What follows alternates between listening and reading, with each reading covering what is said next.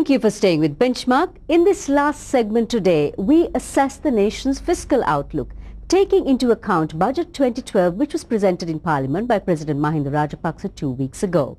Here's Anushan Selvaraja with more. Welcome to the Voice of Business. Joining me on the show this week is economist with Standard Chartered Bank and LMD columnist Samantha Amarasinghe. Now, Samantha, what are your overall thoughts on the budget?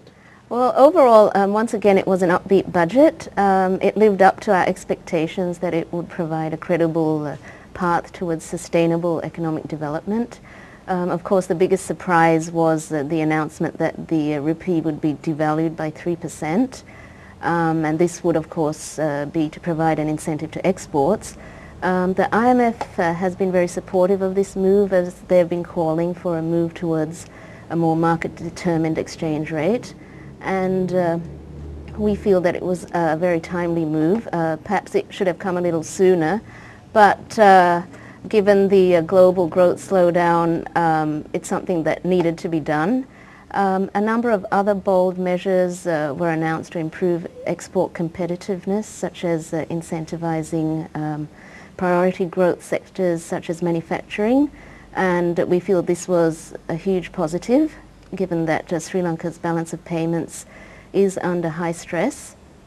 As you know, the trade deficit has widened to date to around $6 billion US, and currently exports are also likely to take a hit due to the anticipated global economic slowdown in 2012. Just a few final comments. The budget targets a deficit of 6.2%, and we feel this is somewhat optimistic due to higher spending on infrastructure once again and education, as well as continuing defence mobilisation and limited revenue enhancing measures. So a revenue growth of approximately 20% in 2012 appears to be a stretch, also given the external headwinds. Are we to expect inflation to wind its way upwards again? We expect inflation to pick up only slightly towards year-end, and in fact we forecast year-end 2011 inflation at 6.9%, as we feel improving domestic supply should compensate somewhat for the higher public and goods transport costs from the recent fuel price hikes.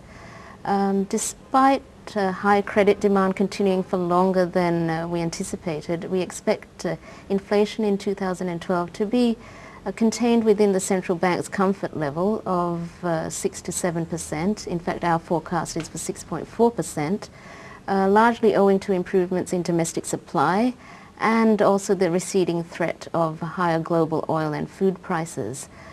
So we expect inflation to pick up slightly in the second half of 2012, owing to strong domestic factors and the expected improvement in global growth.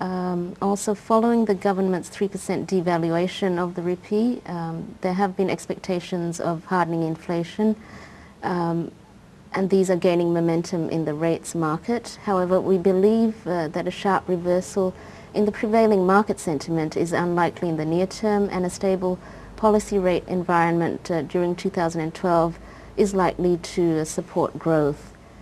The benign inflation outlook in 2012, we believe, is contingent on rupee depreciation being contained very much within our expected trajectory, and we're looking at 114.8 for the rupee by the end of 2012.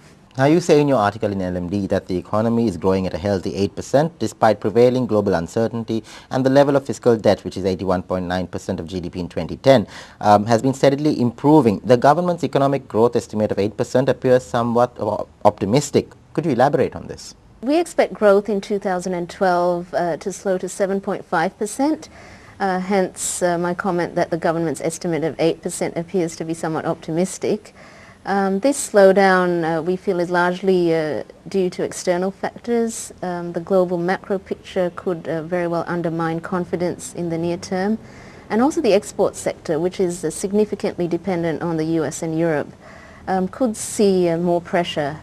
So overall, the picture we have is for continuing slowdown in the world economy over the next 6 months, with a pickup in the second half. And we believe there will be a recession in Europe, slower growth in the US, and a slowdown in Asia near term.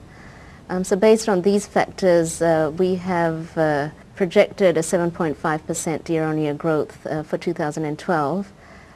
We expect the European crisis to get worse in the near term, since we feel the authorities will be delaying taking any big, difficult decisions for as long as possible. That was Samantha Amarasinghe in conversation with Anushan Selvaraja. Well, that's all we have time for today. We'll see you again next week at the same time.